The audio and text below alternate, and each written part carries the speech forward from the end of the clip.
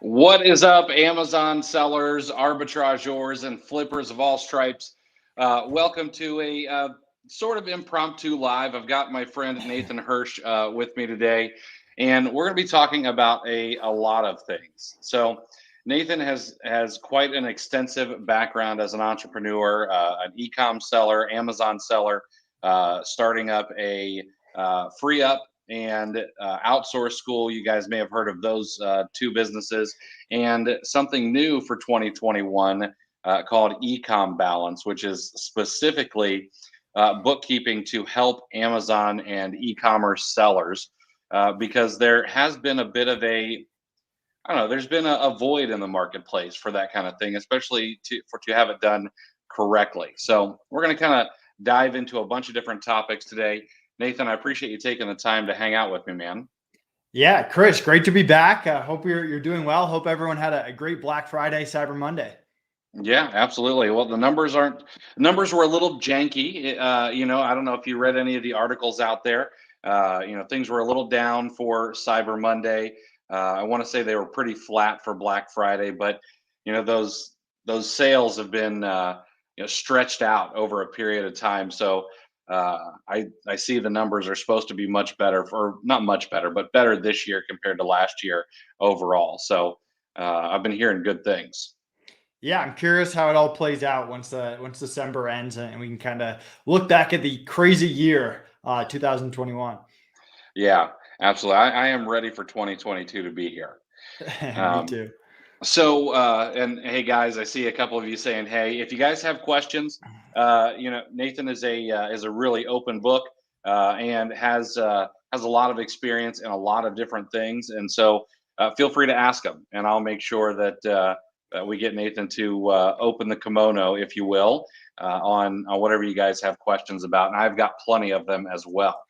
Yeah, Chris, let me just add in there. If you guys ask me something that's bookkeeping specific that I can't answer because I'm not personally a bookkeeper, we've got a great bookkeeping team, and I can always get the answer and make sure I get back to you too. So I know a good amount about bookkeeping and happy to share what I know. But if there's ever something specific that I can't answer, I'll make sure you get the answer.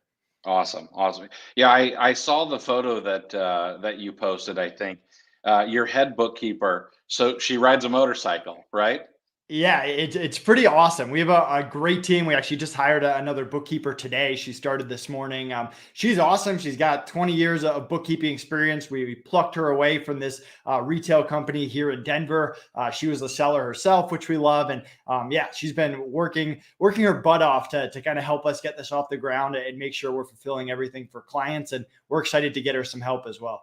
That's awesome. That's awesome, man. Well, let's start with a little bit of background for people who don't know you. So, um, yeah, I guess why did you become an entrepreneur, and kind of take us down that journey a little bit?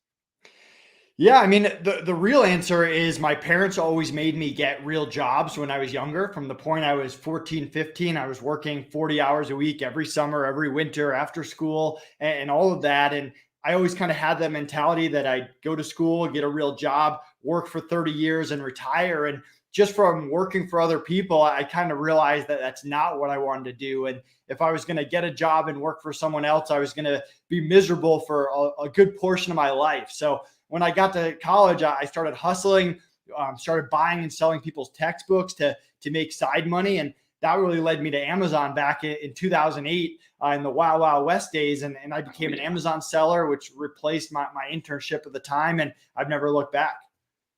That's awesome. That's interesting. You had jobs. I started working around. Well, my first quote unquote job was 12.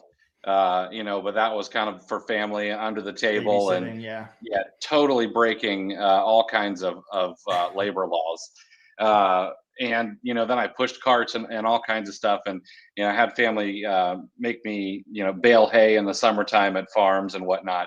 And you're right, you learn a lot even though you're young. You realize that really kind of sucks compared to kind of the freedom that we have. And I know that you work crazy hard. I work hard, but still, we get to make our own choices, which I think is kind of why we do this.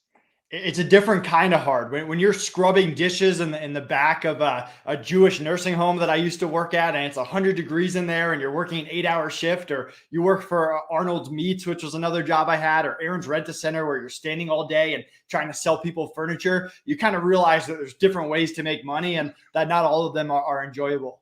Absolutely. So along that entire journey, what are some of the lessons that you've learned? Yeah, I mean, a big thing that we learned in our Amazon business was obviously hiring, which led us to free up an outsource school. I mean, I remember my first busy season, I kind of laughed at my accountant because he told me I should hire help. And I was kind of like, why would I do that? That's money out of my pocket. They're going to mess up my business. And then my first Black Friday, I don't think Cyber Monday existed back then, but we just got destroyed. And I was working 100 hours a week on top of school, on top of my social life and my girlfriend and all of that. And that was a hard lesson that I needed help. And after going through a bunch of virtual assistants that didn't work out, that I had to fire, and I wasted a lot of time and a lot of money, I realized how important it is to surround yourself with a good team. And that's kind of the lesson that I brought forward on all the businesses, from building a great internal team on FreeUp to the bookkeeping team we've built on EcomBalance. Before we even had customers, just getting those people in place, because I know that I can't do it myself. And the second big lesson is just knowing your numbers. I mean, Amazon, again, it was the wild, wild west. You could post anything on Amazon and it would sell. And because I was 20, making more money than any 20-year-old should, you kind of lose track of what numbers are important, what you should be monitoring, how much you're actually making at the end of the day, because you just see Amazon deposits going into your bank account. And fast forwarding to FreeUp and going through a sale and seeing someone go through your numbers with a fine tooth comb, picking out every little thing, you learn how important those financials are. So I think building a strong team and knowing your numbers and having clean books are the two main lessons I've learned that I want to apply and set up for any business I have going forward. I love that. I'll be quite honest. I have a little bit of entrepreneurial envy when it comes to you, because I have watched you. I mean, we met a long time ago. In Florida. I can't remember what event we were at, but I remember we met, and I've watched you several times build up teams as you grow a new business. And I don't know, I've never been really great at it, and but I've kind of watched you from the sidelines, and I've always appreciated that. So let's jump a little bit to FreeUp, because FreeUp was a great business. I know you guys were absolutely crushing it there, and then you guys sold a business. And I have sold a little piece of a business. I haven't sold anything anywhere near what you guys have done, but I'm curious, how did that change your life? And I don't know, how did you find the right fit with somebody to acquire your baby? Yeah, and I appreciate the kind words. I mean, it's definitely changed my life in terms of just stress level and all that. I mean, you kind of mentioned that you saw me kind of building different businesses, and as a lot of people know, not every business succeeds. I'm lucky to have made some money on an Amazon business, although that wasn't something that I was gonna run for the next 30 years. And free up what was an opportunity to exit and be able to buy a second house and become foster parents, like my wife and I are about to do, and give That's back. awesome. So a lot has been able to just change it, and what I'm able to spend my time on, and what opportunities I've been able to do. I feel like as a young entrepreneur, there's a lot of hustle, which is great, but you're also kind of trying to take advantage of every little opportunity that comes up. I mean, podcasting is a good example. I used to go on every single podcast. It didn't matter if it was their a thousandth episode or first episode. Now I'm a little bit more picky with my time, and I can actually say no to things in a polite, non-rude way. So I think that's kind of changed a lot as well. And I mean, we're unbelievably fortunate. We had one of our clients reach out to us and say, "Hey, we love FreeUp. We own a bunch of companies. The Hoth, they're known for the Hoth, but they own a bunch of other like writing companies, SEO, PPC companies." And they said, "Hey, we're looking to get into the VA freelancer space. We don't want to build it from scratch. We want to acquire someone like FreeUp and hit the ground running from there." And from there was the due diligence, which was very long. It took about 6 months, but we spent a lot of time vetting the owners, like the actual people that we were selling the business too. And we wanted to make sure that we were going to sell it to people that honored their word, and that we're going to take good care of our clients, take good care of our team. And even today, which is 2 years later, we're still in contact with them. They've honored every single thing that they've said. When you sell a business, although we got a large portion up front, there's always an earnout piece, and you don't want to end up in court fighting someone over money. You want people that will actually honor your word, and they've been great there. So I think across the board, just being able to sell to good, honest, hardworking entrepreneurs like us that have the same values and will take good care of this brand that we built was super important to us. And we couldn't be more thrilled on how it worked out. Although, of course, it was sad to say goodbye to our team, and we have some great memories from FreeUp. Yeah, absolutely. Yeah, that's awesome. Yeah, I find that mergers and acquisition space really, really interesting. Kind of watching it, watching other people do it, having some friends do it. It's been really interesting. After FreeUp, I know you guys started Outsource School. You guys didn't even take a vacation. I mean, you guys were right into it. What made you start Outsource School right after you sold FreeUp? Yeah, so it's funny. After you sell FreeUp, after you sell a business, and I've talked to a few people about this, you're kind of in this weird phase where you have a good amount of cash in the bank, but you're not making any income. So you're in this weird semi-retirement, which is fun for a little bit, but it also gets old.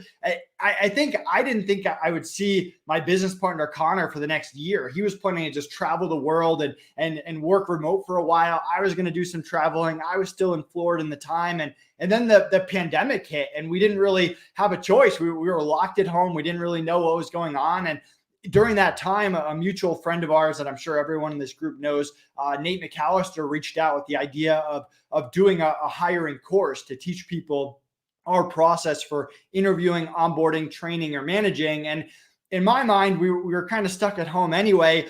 And it was now or never, right? I was pretty well known in the hiring space, or for being good at hiring. So it wouldn't have made sense to launch Outsource School in 4 years or something. It makes sense to launch it right after we had sold a company all about hiring. So we got that off the ground. We built a great team. We've turned it into something that doesn't take up a lot of Connor and our time, although we're very active in the group every single week. Most of it really runs without us, with a great team using the exact processes that we teach. And when you start a company, you never really know if people are going to like it or hate it or what's going to go on. But we've been very fortunate that people have really liked our processes, have been able to implement it. It's been cool seeing people hire team leaders and build big teams using the exact systems we teach. And it was kind of a fun thing to build while staying in the VA space, while also buying us time to get into a new market. Because I think both Connor and I didn't see us just being in the VA space for the next 20 years. Getting into something new like bookkeeping is exciting. There's a lot to learn. There's a lot we have to figure out and build from scratch, instead of just going on podcasts and only talking about VAs for an hour, which I'm still happy to do a little bit, but it's good to get into something else as well. Yeah, absolutely. And I've got some questions about the bookkeeping space, but I've got one other question that, since we've got a bunch of Amazon sellers in our audience, one thing I find that they don't do quite often is delegate. And this, I'm not just pointing fingers. I'm also, this is also something I have a problem with. So why do you think it's so important for entrepreneurs and business owners to delegate? Yeah, I mean, the first part of it is you just can't do it all yourself. If you look at the 7 and 8 figure entrepreneurs that a lot of us look up to, especially early on in our entrepreneurial career, they are not doing it by themselves. There's very few 7-figure solo entrepreneurs out there. It just doesn't exist. You need other people.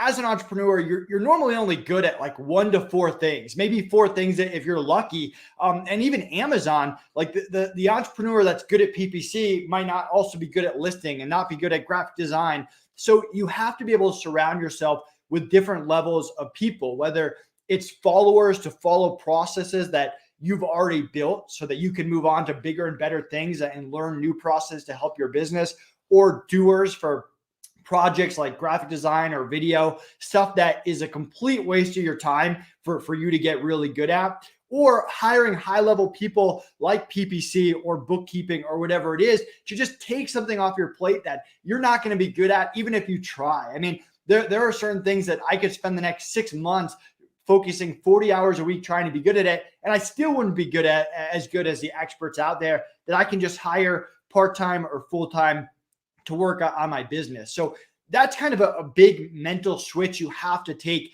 Something that I learned the hard way in my Amazon business, where around year 2 or 3, we just stalled out because I was at my max. I couldn't do anymore, and things were starting to fall through the cracks. And for anyone listening that wants to sell your business, and I don't know how much people here know about selling your business, but first of all, it's hard to sell your business if you're doing everything yourself. Most people don't want to take that on. They want to see that you have a team in place, a system in place.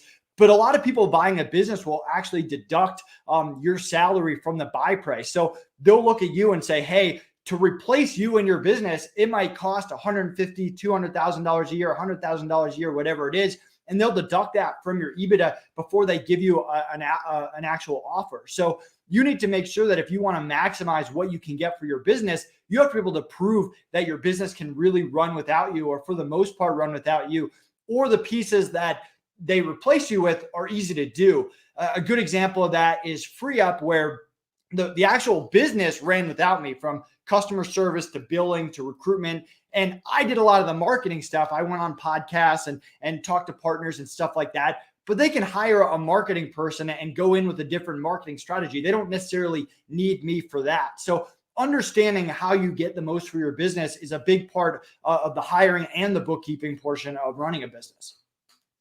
Yeah, that's really fascinating. I know on the arbitrage side, people don't necessarily think about selling their business very often, although I think there are some ways to do it. But especially if you have a well-oiled machine that's running all by itself. All right, so let's dig into EcomBalance a little bit. EcomBalance, it is bookkeeping specifically for folks in the Amazon, Etsy, Shopify space, right? Yep, and we can work with e-commerce agencies as well. As someone who ran a marketplace, which is a similar business model to an agency, we have a lot of experience there. But and e-commerce service providers. I mean, we service so many e-commerce sellers, service providers, agencies on FreeUp. That's kind of the same market that we want to go after. And it's kind of interesting how this all came about. When we sold FreeUp, we spent a lot of time brainstorming what we want to do next, and every idea in the world was thrown out there. I know Connor and I take a lot of pride in our personal financial savvy, whether it's investing in real estate, stocks, making a monthly budget, running the financial numbers in our business. And we always kind of wanted to brainstorm a way around that. Do we sell a course about personal finances? Like what kind of things can we do there? And as we were trying to figure out what we wanted to do, we offered some consulting to different clients. We learned very quickly that we don't actually enjoy being consultants, and we enjoy building our own businesses more than that. But the common theme with all these businesses that we would consult with is the financials were a mess. And we would spend the first month or two just revamping everything, because we don't want to just give blind advice to people. We want to be able to look at numbers and say, hey, these are what the numbers are telling us. Let's make decisions based on these numbers. And you can't do that if the company doesn't have clean books at the end of every month, if they're not getting customer reports, if they don't know how much they're making per product or per brand, opposed to just how much they're making in total. So really breaking that down for people. And a lot of the people we consult with really appreciated that. And then on top of that, for Outsource School, we launched our bookkeeping formula, which if you're not ready to hire an EcomBalance like service, you can join Outsource School and we'll teach you how to hire a VA bookkeeper. And that ended up being one of our most popular trainings out there. So all of that combined kind of pointed us in the direction of bookkeeping before the light bulb finally went off. Hey, we could offer a bookkeeping service, and all this revamping that we're doing for clients, we can actually offer to the masses through EcomBalance. From there, we wanted to know, is this a good idea? And so we interviewed over 200 e-commerce sellers, and we actually have a blog article coming out tomorrow on the EcomBalance blog of everything we learned from the market research. And one of the crazy things is over 50%, I think it was like 70% of the people we interviewed, we asked them to name like one or two other e-commerce bookkeepers in the space, and they just couldn't do it. Even if they had been in the space for 8 years and had gone to conference after conference, bookkeepers just weren't well known. And most people were getting bookkeepers based on referrals. And on top of that, a lot of those bookkeepers weren't e-commerce specific, which kind of led to hassles along the way of trying to teach your bookkeeper about e-commerce. And there's a lot of other cool market research we learned as well. But after interviewing 150, 200 sellers, we tried to perfect the perfect bookkeeping service for sellers. And from there, we hired the team and started building processes. It's awesome. Yeah, there really isn't. I mean, there's CPAs out there, and I'm sure that some of them do bookkeeping and things like that, but there really isn't anybody that I can just say, oh, well, this person does bookkeeping. So it's going to be nice to have somebody to say, oh yeah, just go to these guys. So in your interviews, what are the biggest mistakes that you see sellers making when it comes to their own bookkeeping?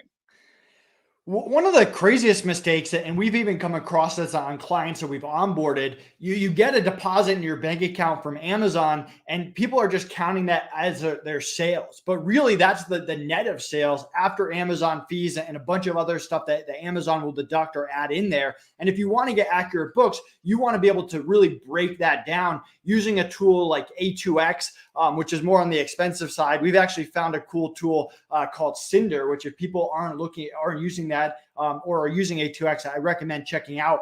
The cool thing about that is it's cheaper and it can connect to a lot of platforms. But you really want to be breaking down what goes into that Amazon deposit to have a full picture of your business. And even if you're not using an EcomBalance, you almost have to use the softwares at this point. It's so complex to just go through Amazon reports, especially as you get bigger, and really figure out the full picture of sales. The other thing that kind of blows my mind a little bit as we were consulting with different sellers, they really didn't know what they were making per product or what their cost was per product, because you might be selling 10 different products, but really you're making all your money on one of them, or one of them requires a lot less work, or whatever it is. And you want to be able to know that. You want to be able to see trends. You want to be able to go to suppliers and say, hey, I need to get a better deal on this particular product, or I can't sell it anymore. So you have a little bit of leverage, and being able to break it down by cost of goods sold per product. That's huge right there. And then this is like a random one. We're kind of in the era of sales tax and sales tax liability. A lot of people will try to deduct their sales tax, which isn't exactly how you're supposed to do it. You should have like a sales tax liability column set up in QuickBooks. And that's a little too technical. We don't have to go down that road, but that's something that we fixed for a lot of sellers that have kind of come into EcomBalance. Interesting. I didn't know that. I'm definitely not a bookkeeper. What do you think is the right time for an Amazon seller or another e-com seller to pass their books off onto someone else? So the sweet spot that I've seen is kind of in that $15,000 a month revenue range. If you're below that, you can still hire a bookkeeper. Maybe you start with a cheaper option. Our bookkeeping service usually starts in that $150, $100 a month range. So if you're like, hey, $150 a month is just unheard of, I can't afford it right now, then it probably makes sense to not go that route or start off with a VA. The good thing is you can always upgrade later as you grow. Another factor is just how much time you're spending on it. If you're spending more than a few hours every single month on your QuickBooks, that's a good sign that you could be using those hours better. So just looking for someone else to kind of take that off your plate. And you can apply that to other parts of your business too. Like, how much time are you spending in emails? How much time are you spending in task XYZ that isn't a good use of your time? And then looking at, hey, can I afford to replace myself so that I can focus on sales, marketing, expansion, which is where you want to be focusing on as much time as possible, especially in year 1, 2, and 3 of your business. Yeah, absolutely. I love that. I really try to tell people, I don't know, I try to share with people that we really need to understand, what our time is worth. And if we can outsource that for less than what we need to pay ourselves, like, it just makes complete sense. So let's talk a little bit about this. And I've had some conversations lately about like, difference between, like ROI and margins and things. But, what are some of the financials that you think are the most important to know as a business owner and maybe even as an Amazon seller? Yeah, so I mean, there's three financial statements that you should be getting at the end of every month. And the way that we like to do it is set it up so it's like clockwork. The month ends, our bookkeeper gets started on your books, and within 10 days, 15 days at the max at the end of the month, you're getting the income statement, balance sheet, and cash flow. And for income statement, depending on how big of a seller you are, it might be cash basis or it might be accrual. And a lot of times, what we'll see is as someone gets bigger, you really need to move over to accrual because you might have vendors on net 30, net 60 terms. You might be buying large chunks of inventory in January and not reloading again for a few months. And you really want to be able to see how much you're actually making per month based on what you're spending, not necessarily when cash is hitting your account. And it's almost impossible to get like exactly to the penny how much your cost of goods sold are like per everything. But you can create pretty good rules that divide stuff out over different months. So you can get a pretty good picture on how much you're making per month and how much you're making per product. So those are the things you really need to know about. Knowing your advertising costs and your return on investment is incredibly important there, especially as Amazon just doubles down and triples down on PPC, being a big part of every Amazon's seller's business. And just knowing inventory turnover, being able to predict when you're going to have to order the next inventory and what that looks like. And also cash flow. We work with a lot of sellers now, especially if you're coming off like a Cyber Monday, maybe you're paying yourself before the end of the year, or you might have a seasonal product where cash flow is important. You might not be able to nail it down again to the penny, but you want to know how much cash am I going to have in a month, in 2 months, in 8 weeks, and being able to predict that and be on top of that, and something that you can check every single week and project the next 12 weeks out. And this is all services that we kind of offer depending on what you need. Those become incredibly important as you get bigger and bigger. Absolutely. I've got a couple questions here from folks. One, is EcomBalance available for people who sell in Canada? Yes. So right now we are just focusing on bookkeeping, and with GAAP rules, bookkeeping is very similar no matter what country you're in. We'll use Canadian QuickBooks and all that. Eventually, we will be offering an accounting service. We have some work to do on that, but we want to perfect the bookkeeping first. We probably will not offer international accounting services. That doesn't seem like something that we'll do. We will offer U.S. accounting services. So if you have your own Canadian accountant and you just want someone to do your books, we can help you. We have Canadian clients already that we help. And if you want a U.S. accountant referral, I'm happy to make that referral. A guy that I personally use to help us with the